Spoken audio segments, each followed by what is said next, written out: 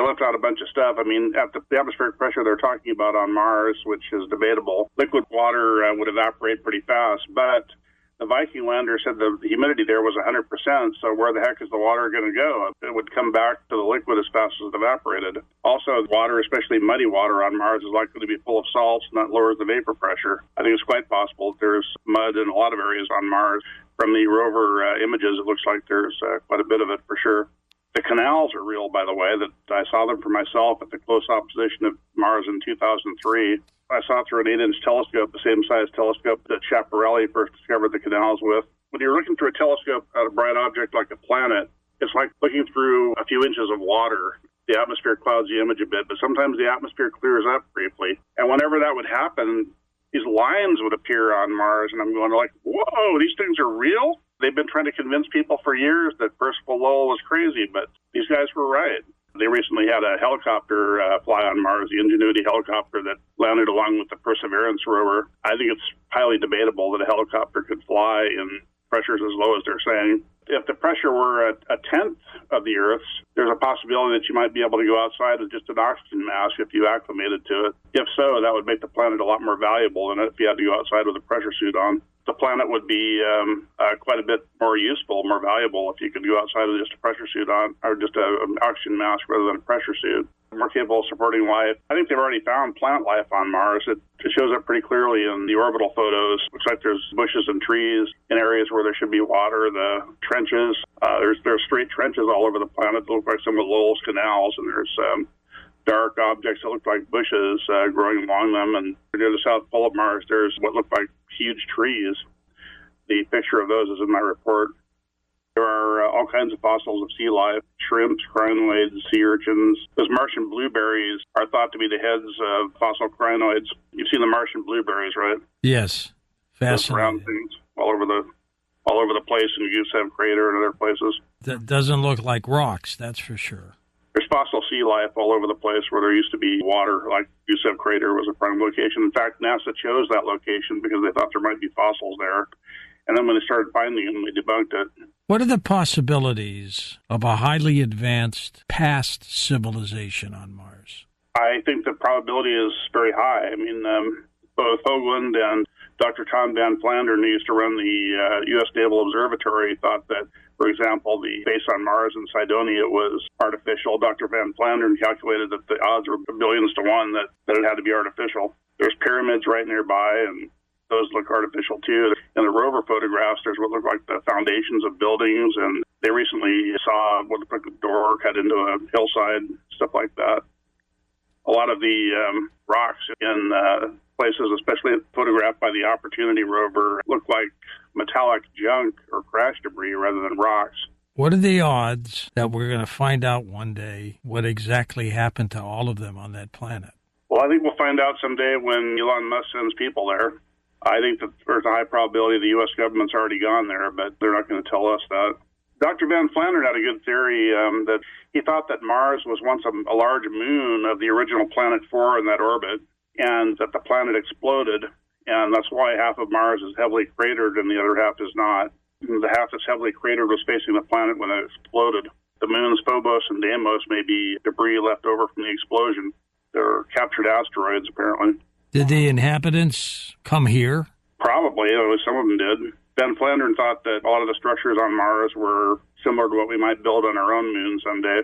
Maybe a lot of them came to Earth, and some may still be there. I know the Soviet probe Phobos 2 photographed what looked like an underground city in infrared. Also, a lot of the rovers, I think all the rovers have photographed lights on Mars on various occasions. Why hold back the data? Why not just tell us, Steve?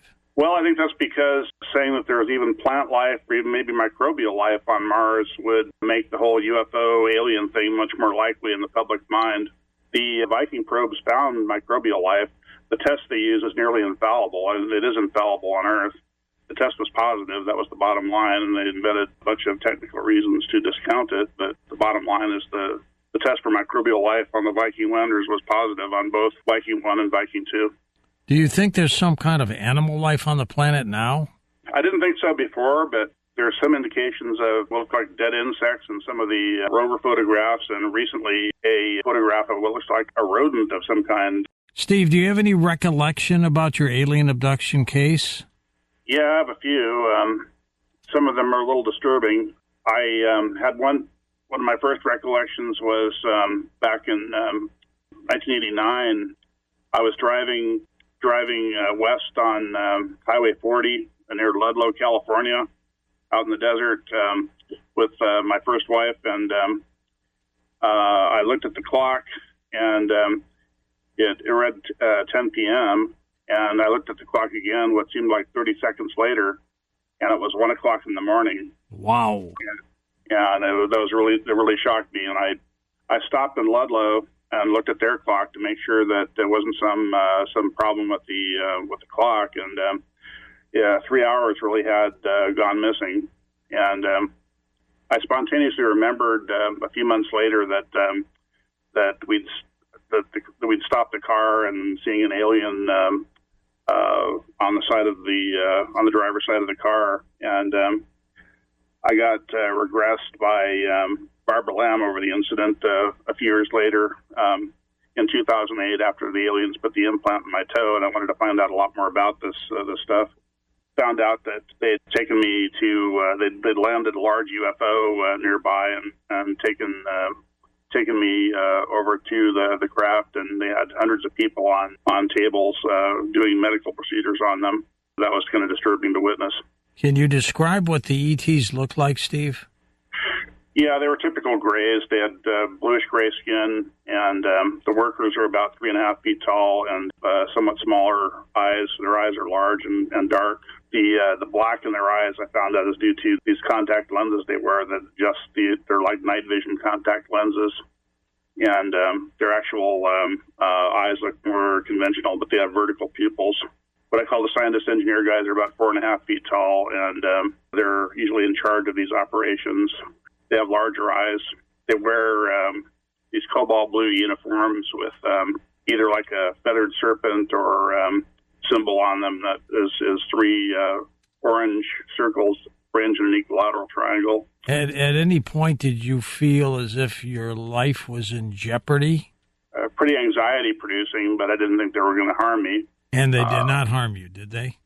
No. I'm what I call a Class 2 experiencer that is part of the alien program, and they train us, and they implant us, train us, and give us post-hypnotic suggestions, and they have too much invested in us to harm us. They want us for labor for their program. Was there anybody in government who picked up on this episode that you went through and questioned you? I get followed around sometimes, and government agents abducted me in 2015 and messed up my leg pretty bad. They never even asked me any questions that I can recall. They drugged me, but they never even asked me any questions that I recall, so it was not an interrogation. I'm not sure why they did it. To rough you up a little bit. It was more than a little bit, unfortunately. Couldn't walk without crutches or being in a wheelchair for about 2 years after that. Do you think it was their way of saying, keep quiet here? It may have been. I bet you're probably driving them crazy right now. Probably so. I think that the disclosure may be, if not imminent, at least might happen soon, though. So the rules have been relaxed somewhat, I think. Is this abduction cases something that's been going on for a long time, and how widespread do you think it is? According to Roper poll, Dr. Lear thought that about 3% of the public had been abducted at least once, and about 0.1%, according to my research, about 0.1% of the population are Class 2 experiencers that are actually part of the alien program. And that's not a lot percentage-wise, but it still translates into a lot of people over the entire country. Most of us have several implants, including a brain implant. He was not able to get that out. No, I wouldn't even try to get that out. It wouldn't be very dangerous, according to what the aliens told me. I think the government's scared to death of us because they're afraid the aliens could push a button someplace and turn us into instant soldiers or something. Do you think these abduction cases continue? Yes, they are continuing. The rate of abduction is down, perhaps because the aliens have enough hybrids. The main purpose of the program is to create human-alien hybrids with the gray abilities. They probably have enough hybrids now, and the rate of abduction seems to be going down, but the number of UFO sightings continues to rise. Are you still being abducted? Yes, but not nearly as much as I was. It was like 3 or 4 times a week for a while back around 2010. They had some major operation going on. The rate really increased for me when my second wife and I had our kids.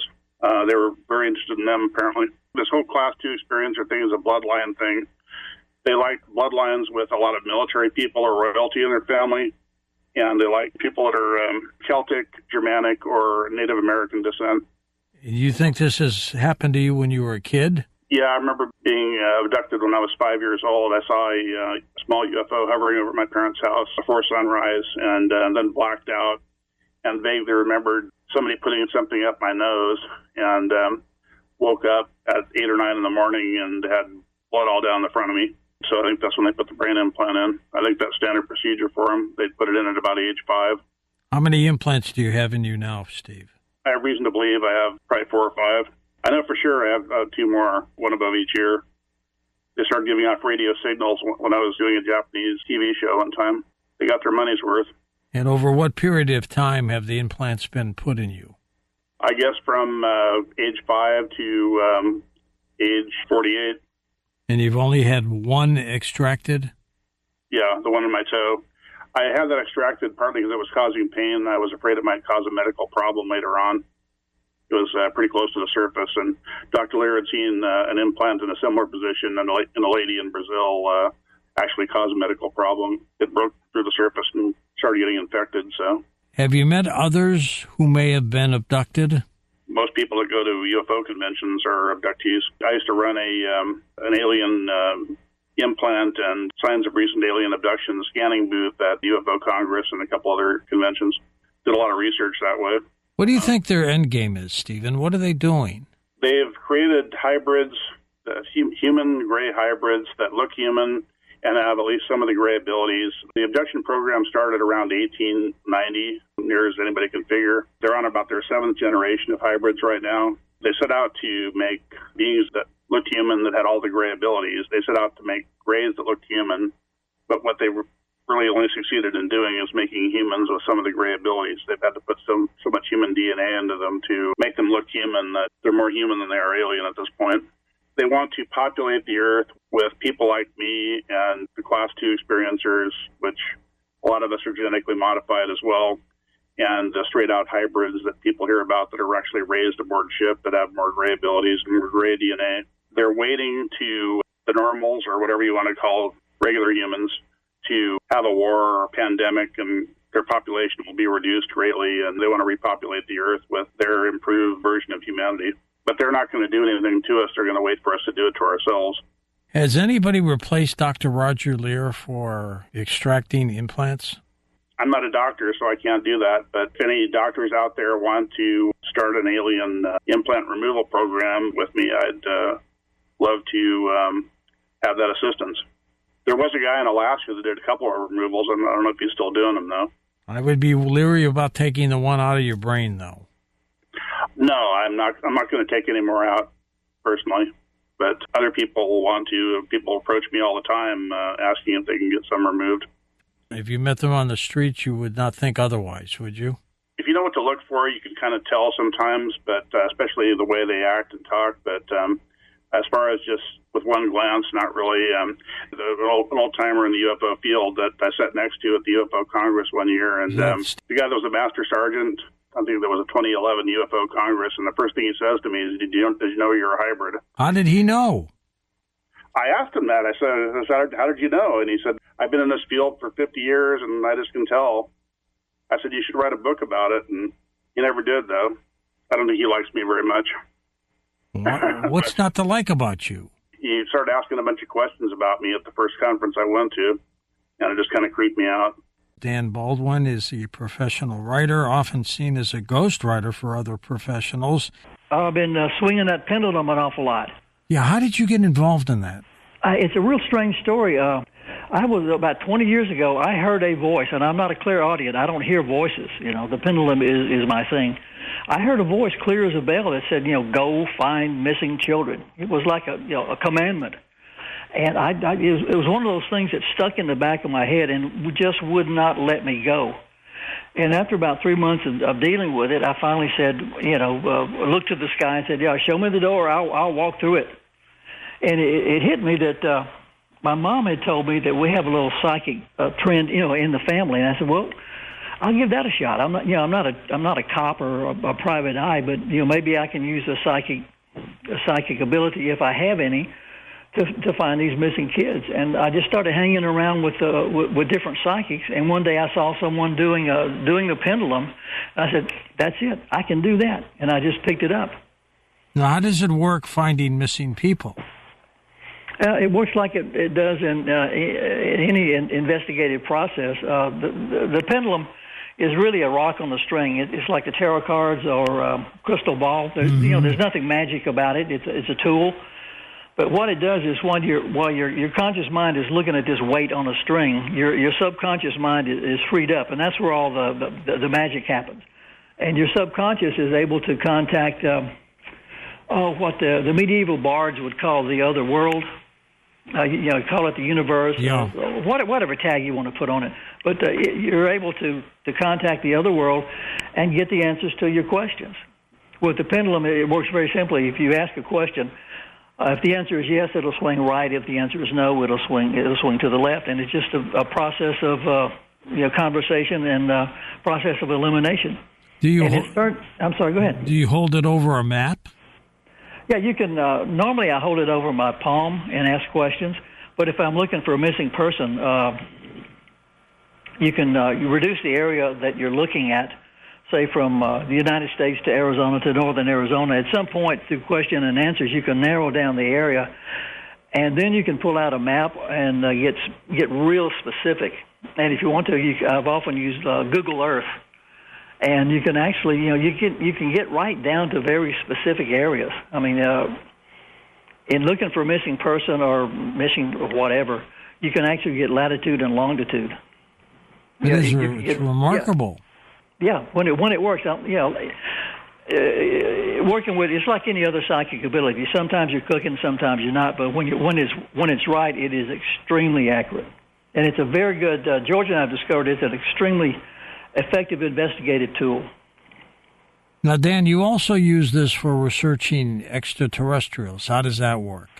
We do. Yeah, we were kicking around one day after our last book, and which involved the spirit world and UFOs, and we were talking.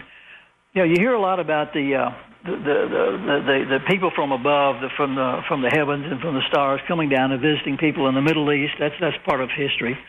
And we said, well, we have Native Americans here. I bet they were visited by the sky people. And I started thinking, especially out here in the West, we have lots of sky people who come down and help out the Native Americans. So we decided to start investigating that angle, the sky people and the Native Americans. And we kind of divided it into an interesting area. Excuse me, George is out in Louisiana, which is basically the mound builder culture. And I'm out here in the great Southwest in Arizona, which is the cliff-dwelling culture. And we decided to explore both of those cultures and then, see if they did have contact with the sky people, which they did. And then we could compare the mound builders' contact with the cliff dwellers' contact. And it got real interesting. They were definitely here visiting our Native American populations a lot. And you asked the pendulum what kind of questions to decide that? Well, basically, like the questions like you and I, you would ask me, if, for example, if I'm at I'll say a Native American cliff dwelling, I would ask, is there a spirit who was here at the time that this dwelling was active? I get a yes or no, and I always got a yes. And you would ask basic questions: are you a male? Are you a female? Were you a farmer? Were you a warrior? And then you kind of build up a relationship, really. And then I would start asking, did you have visitations from what we would call sky people? And consistently, I got a yes. And one of the really interesting things about this, and we asked this across the board, and we got the same answer across the board, the Native Americans never thought of the sky people as gods. They always thought of them as people, advanced people with great technology and great knowledge and great experience. But they said no. They would tell us, we did not think of them as gods. They were just people who came from the sky to visit us. But they did believe in gods. Yeah, and we had a really interesting conversation with a shaman. I was up on an area called Cedar Mesa in Utah, which is just loaded with Native American cliff dwellings. And most of the time I was in contact with the spirits. They were, basic folks, farmers. But every once in a while I would run into maybe a shaman. And I had a conversation with one shaman about religion, and I said, did you worship them as gods? And I got, no, they were not gods. I said, did you share religion? And they said, we did not share a religion, but we had religious services together. And I said, well, were there some kind of basic commonalities between their religion and your religion? And the shaman told me, he said, well, my religion hasn't changed any, but it has expanded. Tell us more about the Sky People, Dan. Basically, they arrived not on any particular schedule, and they really didn't announce their arrival. They just basically showed up in the traditional, what we would call a UFO, and they would land nearby the village. And generally, the leadership, the chief or the shaman, would go out and visit with the Sky People, and the villagers would, they would stand by and watch what was going on. And I asked him, what were you guys doing with each other? And obviously, I'm boiling down a lot of information covered over extensive research question and answer periods. But basically, the Sky People came down to conduct trade with the Native Americans, and what they traded was basically information. And primarily, the information, at least what we've gotten so far, is they would trade information on religious beliefs, but also on health and well-being. Apparently, the Sky People help the Native Americans with medical help and hygiene. How often did these Sky People visit? There was no regular schedule. I asked them if it was common or regular. They said the answer I got was it was fairly common but not regular. They would just show up. And another interesting thing we came about, we learned. All of the Sky People that the Native Americans here and in the mound building cultures that they encountered were what we would call the Nordics. Those were the blonde, blue-eyed, tall beings. They look human. Walking down. If they had on a suit and tie or something, walking down the street, they would look like normal people. Right. And what really threw me was we never encountered a case where they encountered the Greys. Not one case. That's weird. That really threw me for a loop. But I would ask, in addition to the tall blonde people, were there any short gray people with big almond-shaped eyes? And consistently across the board, we got to know. What about the praying mantis type? Same with that? I didn't ask about the praying mantis type. I asked I asked for a description of the people, and the descriptions I got were tall, blonde-haired, blue-eyed people. What is a Caddo Indian? A Caddo Indian, the Caddo Indians were one of the high cultures, the mound building cultures that disappeared right before the Spanish and the French came along through Louisiana, through the Mississippi and the Red River and the rivers up in there. But they were very high culture. They built mounds and had temples and extensive trade areas. There's one area called Poverty Point, which predated the Caddos over in northeast Louisiana, but one of the largest sites, Native American sites in existence. And they had trade from down to Central America all the way up to the Great Lakes. So they were, they weren't just a bunch of grubby Indians, grubbing out in existence. They were very highly skilled, very knowledgeable people.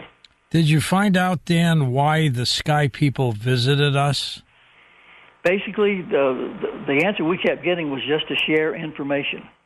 I'm sure there's probably a lot more to that, but the information that the Native American spirits gave us was they were there on a friendly visit, and they were there to share information. And, of course, they did share it. Oh, yeah. Both sides, they traded information. Something that was really, that kind of fascinated me, up in the Utah area, the Indians there were very friendly with the Native Americans. And I did a spot check down in some areas in Arizona south of the Superstition Mountains just to compare cultures. And the same Sky People visited. But down in Arizona, they were for some reason, they were a little bit more intimidated. They didn't fear the Sky People. But the average citizen of the villages was, I think they were intimidated.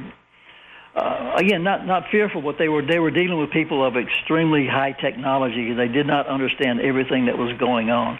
But there never was any fear or anything like that. They were welcome guests, let me put it that way. How many Native American groups did they visit? I don't really know. My guess would be every one of them. We only investigated the Indians out here in the Southwest, in my area, and the area where Georgia lives, over in Louisiana. But they were, whenever we would go to a site, there was always, they knew what the Sky People were. They knew that the Sky People had visited there. Were they scared by them? Not really. Again, the worst feeling that they had against them would be just intimidation. These are people who have obviously a lot more knowledge and a lot more technology than we do, and some of them were intimidated. Most of them, most of the encounters, especially up in the Utah area, they just accepted it as, all right, the Sky People are back. Let the chief go out there, let the shaman go out there, see what's going on. Did they ever describe the craft? Yeah, traditionally. You would call it the traditional UFO flying saucer. In fact, I was at a place called Fishmouth Cave, which is a beautiful ruin stuck way back up a canyon.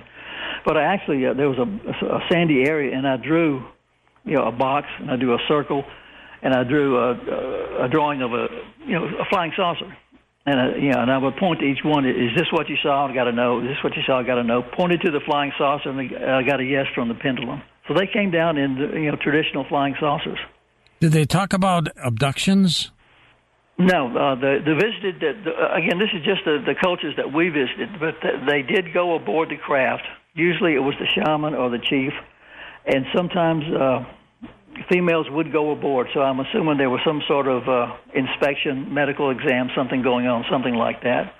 But only a couple of people would actually go up. Most of the ones we talked to saw the craft. They saw the chief or the shaman go into the craft. They saw the craft go up. They saw it come back. But most of them, pretty much stayed away from it. Tell us about the abduction of Lindsay Higgins. Yeah, that was a case back in Shreveport, Louisiana, and George can tell you a lot more about that. But Lindsay called him up. George was with MUFON. I think he was a regional director, and somebody put Lindsay in contact with George. And Lindsay was having, the typical experience. She would wake up and there would be strange marks on her body. Yeah. She would have dreams of being up on a craft, and she had many unexplained abdominal pains that the doctors could not explain. And so she contacted George. George called me up and said, hey, do you think we can use the pendulum dowsing technique to investigate Lindsay's case? And I said, well, let's find out. And so we got our pendulums out and investigated, and Lindsay was actually abducted by the UFOs. She wasn't harmed. She was examined. And one of the interesting things we did, using the pendulum dowsing, we were able to contact the ETs who abducted her. And abduction is not quite accurate. That implies violence and negativity and all that. But we were able to contact them and said, look, if you're doing this, Lindsay obviously has agreed to do this in a past life, to go through this experience, and that's another whole story there. But if you're going to abduct her and examine her, can you do it without hurting her, without pain? And we got a yes. And apparently she was abducted by the Greys, and apparently they just did not understand that they were causing pain. So they said, yeah, no more pain. And she has been contacted a couple of times since George and I worked with her. That's a couple of years ago. And she said, yes, she's been aboard again, but there has been no pain involved with it. Dan, when you got a yes to that question, was it a pendulum question? Yeah, definitely. Yeah, we used the pendulum extensively. One of the real benefits of working with the pendulum, and this is especially true of dealing with the spirit world, when you're dealing with a psychic who's trying to investigate the spirit world, you're happy if you get like a knock on the door, or somebody touches you, or if you get maybe an EVP. That's considered a successful session. Well, with pendulum dowsing, you can carry on extensive conversations. Now, George and I have had conversations with spirits in Louisiana, Texas, Arkansas, Arizona, New Mexico, you name it, for 10, 15, 20 minutes at a time.